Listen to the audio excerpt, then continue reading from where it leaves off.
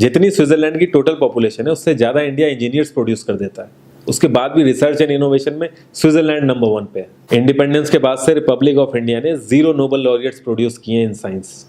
USA ने 100+ कर दिए। ASER की रिपोर्ट के हिसाब से 83% एजुकेटेड इंडियंस एम्प्लॉयबल ही नहीं है। और ये जो सुंदर पिचाई, सत्या नदेला की हम बात करते हैं, इन्होंने भी आगे चल के अपनी एजुकेशन बाहर से ही करी है। और ये सारी चीजें जो मैं बोल रहा हूँ ना, इसका रूट कॉज फाइंड आउट करने के लिए हमें थोड़ा सा पीछे जाना पड़ेगा। जब ब्रिटिशर्स हम पे रूल कर रहे थे तो ईस्ट इंडिया कंपनी के सामने 2 मेजर चैलेंजेस थे। एक कम्युनिकेशन विद इंडियन, दूसरा वर्कर्स और क्लर्क्स की बहुत जरूरत थी उन्हें। फिर थॉमस बेविंगटन मैकॉय ने हमें इंग्लिश एजुकेशन एक्ट ऑफ 1835 दिया, जिससे उनके दोनों पर्पस पूरे हुए। पहला, उनको बंदे चाहिए थे जो चुपचाप डेस्क पे बैठे, अपना काम करें, क्वेश्चंस ना करें और ज़्यादा क्रिएटिव ना हो। Second, communication in English. English सबसे ज़्यादा बोले जाने वाली लैंग्वेज नहीं है, उसके बाद भी इंग्लिश एक लैंग्वेज की बजाय एक क्लास बन गया इंडिया में। रशिया, चाइना, फ्रांस, ये सब जगह इतना ऑब्सेशन नहीं है इंग्लिश को लेके जितना इंडिया में है। पुअर कम्युनिकेशन बोला जाता है अगर आपकी इंग्लिश अच्छी नहीं है, जबकि इंग्लिश ना आने का मतलब है कि आपको कोई और लैंग्वेज आती है। 5 साल पुराना iOS भी आज की डेट में आउटडेटेड माना जाता है। लेकिन इतनी इंपॉर्टेंट चीज़ हमारा एजुकेशन सिस्टम आज भी बस थोड़े से चेंजेस के साथ ऐसे ही चल रहा है। हमारे एजुकेशन सिस्टम में रटने का कंपटीशन होता है, जो ज़्यादा रट लेता है उसके ज़्यादा मार्क्स आते हैं।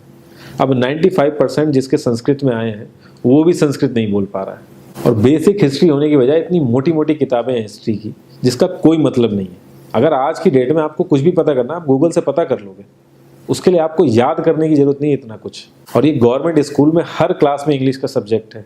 12-12 साल लगाने के बाद भी लोग इंग्लिश नहीं बोल पा रहे हैं, और बिना किसी बुक को पढ़े 5 साल का बच्चा सीख लेता है, क्योंकि उसको वैसा एनवायरनमेंट मिल जाता है। A+B का whole square is equal to A² + B² + 2AB। इसका रियल लाइफ में क्या यूज है किसी को नहीं पता, न प्रिंसिपल, न टीचर, न बच्चे, बस पढ़ाई चले जा रहे हैं। हो सकता है इसका कुछ मतलब हो, लेकिन आप ट्राई करके देख लेना, किसी को नहीं पता। हाँ, 2AB की जगह अगर आपने 3AB बोल दिया तो 4 लोग हंसने वाले मिल जाएंगे आपके ऊपर।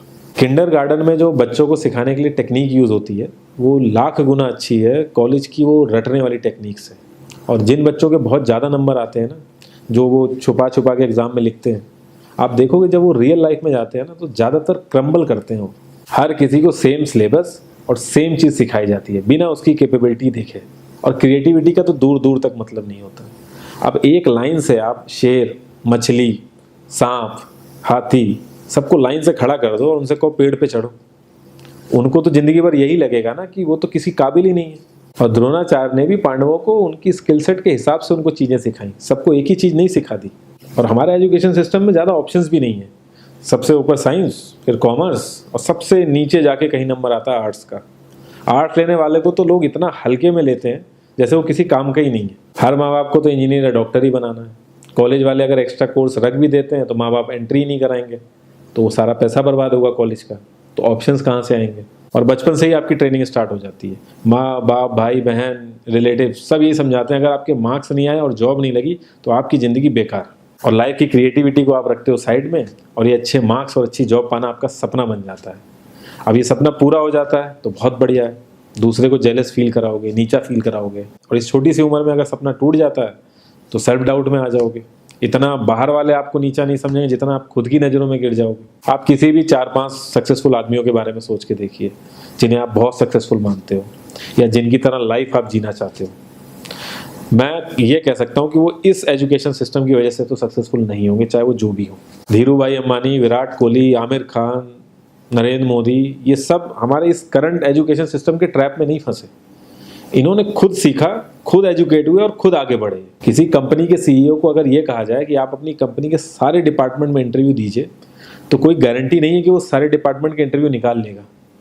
और ये भी हो सकता है कि वो आधे से ज़्यादा डिपार्टमेंट के लिए क्वालिफाई ना करे एजुकेशन वाइज, लेकिन वो पूरी कंपनी चला सकता है। तो ये जो एक स्किल है, इसके बारे में बात क्यों नहीं होती? लोग अपनी 25% से ज़्यादा जिंदगी इस करंट एजुकेशन सिस्टम में लगा देते हैं ताकि अपने से कम पढ़े लिखे आदमी की कंपनी में जाके उसके सपने पूरे कर सकें। इंडिया का जो करंट एजुकेशन सिस्टम है, अगर वो इतना ही अच्छा है तो जो भी सेलिब्रिटीज़ हैं, पॉलिटिशियंस हैं, वो अपने बच्चों को बाहर क्यों भेज रहे हैं पढ़ने के लिए? इनफैक्ट पॉलिटिशियंस के साथ तो ऐसा करना चाहिए, जिस एरिया से वो जीते हों उसी एरिया के गवर्नमेंट कॉलेज में उनके बच्चे को पढ़ना कंपलसरी हो जाए, तभी वहाँ के गवर्नमेंट कॉलेज सुधर सकते हैं। 368 प्यून की जॉब के लिए 1.5 लाख ग्रेजुएट और 24,968 पोस्ट ग्रेजुएट ने अप्लाई किया। मैं IAS PCS की तो बात नहीं करता हूँ, वो तो एक पैशन की बात होती है, लेकिन कुछ लोग 5-5, 6-6 साल से तैयारी कर रहे हैं कि कोई भी गवर्नमेंट जॉब मिल जाए उन्हें। उनसे पूछोगे क्यों ऐसे इतने टाइम से लगे हुए हो, तो वो एक ही चीज़ बोलेंगे कि जॉब सिक्योर है। मतलब आप काम नहीं भी करोगे तो आपको निकाला नहीं जाएगा।